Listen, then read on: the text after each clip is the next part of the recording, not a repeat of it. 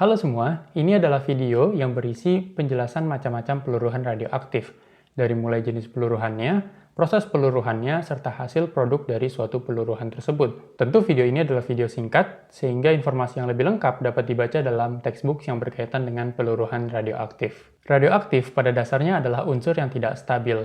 Ia memancarkan radiasi untuk mencapai suatu titik kestabilan. Inti yang tidak stabil ini umumnya disebut sebagai parents atau inti induk. Sedangkan hasil peluruhannya disebut sebagai daughter atau inti anak. Dalam banyak kasus, inti anak tidak langsung berubah menjadi unsur yang stabil, tapi masih juga bersifat radioaktif. Sehingga hasil produk dari suatu peluruhan dapat meluruh kembali menjadi unsur lain dan terus meluruh sampai mendapatkan unsur yang benar-benar stabil. Dalam peluruhan radioaktif, sifatnya adalah sifat yang sangat spontan. Ini berarti kita tidak dapat memprediksi dan juga tidak dapat dipengaruhi secara signifikan oleh peristiwa-peristiwa yang terjadi di luar inti atom, karena pure terjadi oleh karakteristik tiap inti atom masing-masing.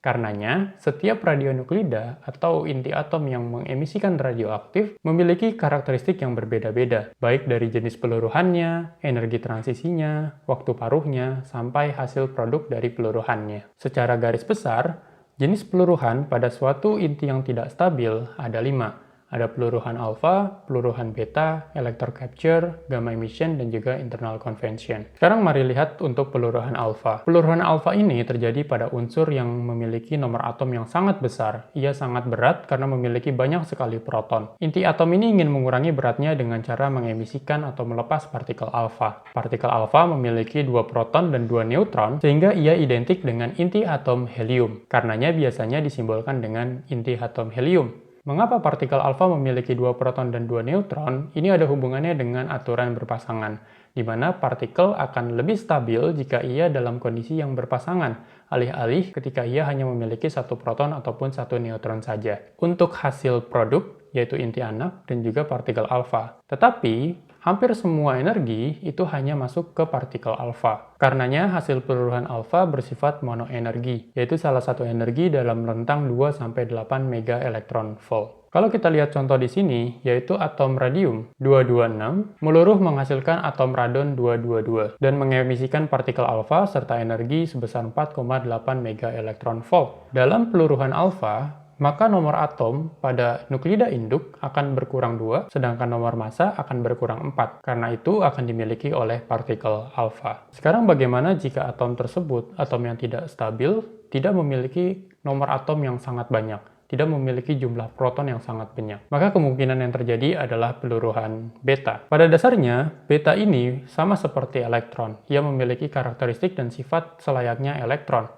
Tetapi bedanya, partikel beta berasal dari inti atom, sedangkan elektron berasal dari orbital atom. Dalam peluruhan ini, berbeda dengan peluruhan alfa sebelumnya, energi peluruhan akan banyak terbagi untuk partikel beta dan juga untuk neutrino atau antineutrino. Sehingga, partikel beta akan memiliki energi yang bersifat polienergetik atau energi yang berentang, yang banyak. Di mana energi rata-rata partikel beta akan sekitar sepertiga dari energi maksimumnya. Inti anak hasil dari peluruhan beta akan selalu bersifat isobarik, yang mana hanya ada perubahan nomor atom saja, tidak mengalami perubahan pada nomor massa. Ini tergantung mode peluruhan beta apa yang terjadi di sana, apakah beta minus, beta plus, atau electron capture. Sekarang mari lihat untuk peluruhan beta minus. Beta minus dalam nama lainnya disebut juga sebagai emisi negatron. Ini terjadi pada inti atom yang memiliki jumlah proton lebih sedikit dibanding dengan jumlah neutronnya di dalam inti atom tersebut. Karena inti atom menginginkan lebih banyak proton, maka berkat interaksi gaya nuklir lemah, salah satu neutron pada inti atom akan dirubah menjadi proton. Konsekuensinya, inti atom akan mengeluarkan partikel beta negatif dan juga antineutrino. Karena dari itu, maka nomor atom pada nuklida anak akan naik 1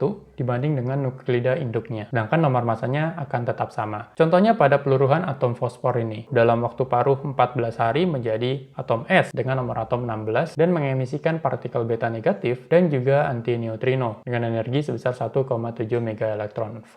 Kemudian adalah peluruhan beta positif, atau nama lainnya adalah emisi positron. Ini terjadi pada inti induk yang memiliki jumlah proton yang lebih banyak dibanding dengan jumlah neutronnya. Dan juga, inti atom tersebut memiliki energi di atas 1,0 MeV.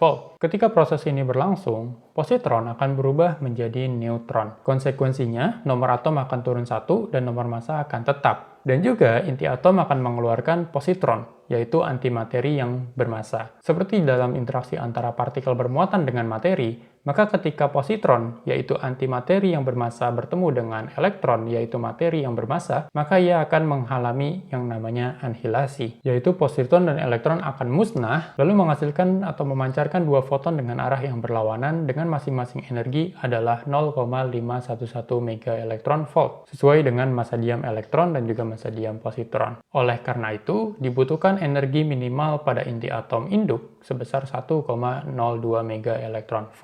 Peluruhan ini sangat berguna dalam pencitraan positron emission tomography atau PET dalam pemeriksaan kanker. Sekarang bagaimana kalau inti atom tidak memiliki energi yang sebesar ini?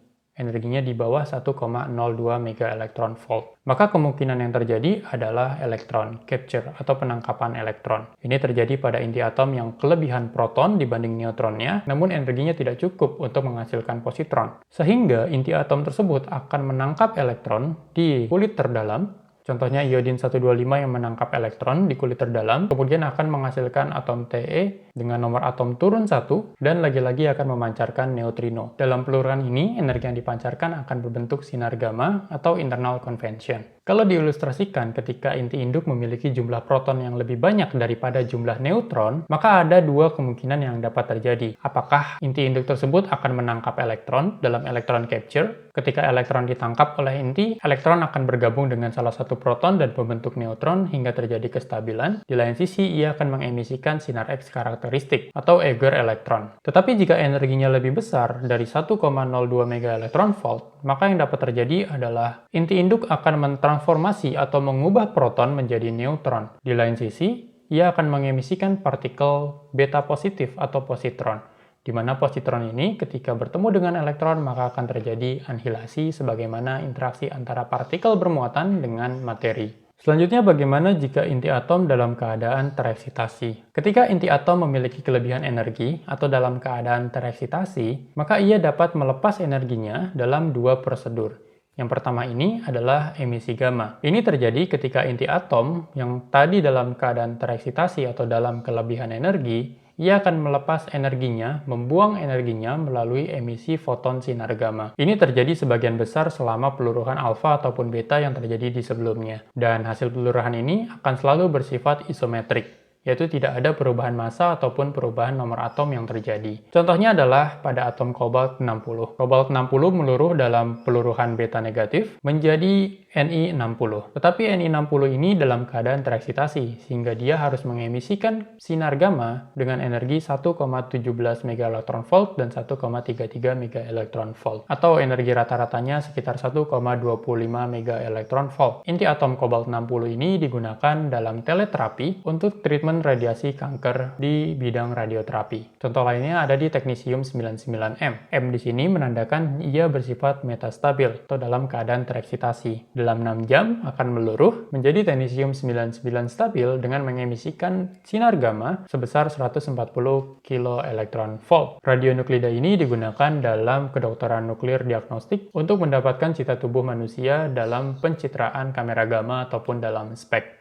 Prosedur kedua yang bisa dilakukan pada inti atom yang dalam keadaan tereksitasi atau metastabil adalah internal convection. Kalau tadi energi berlebihnya dibuang dalam bentuk sinar gamma, maka di sini energi berlebihnya akan dikirim ke elektron dalam orbital terdalam, sehingga elektron dalam orbital terdalam tersebut berosilasi dengan frekuensi yang lebih tinggi karena menerima energi yang lebih besar, sampai-sampai elektron tersebut lepas dari ikatan orbitalnya. Elektron ini bukan sebagai partikel beta karena tidak berasal dari inti atom, tapi tetap berasal dari orbital elektron. Lepasnya elektron ini menyebabkan atom tersebut menjadi terionisasi, sehingga ada kekosongan posisi di orbital atom tersebut. Kekosongan ini kemudian akan memancing elektron-elektron di orbital sekelilingnya untuk menempati tempat tersebut. Ketika elektron di orbital terluarnya menempati kekosongan posisi dalam orbital terdalam, ia akan melepas energi dalam bentuk sinar X karakteristik ataupun dalam bentuk elektron Auger atau Auger elektron. Kalau kita lihat contoh dalam radionuklidanya, contohnya ada di iodium 125. Ini terjadi ketika iodium 125 meluruh melalui electron capture dengan energi 35,5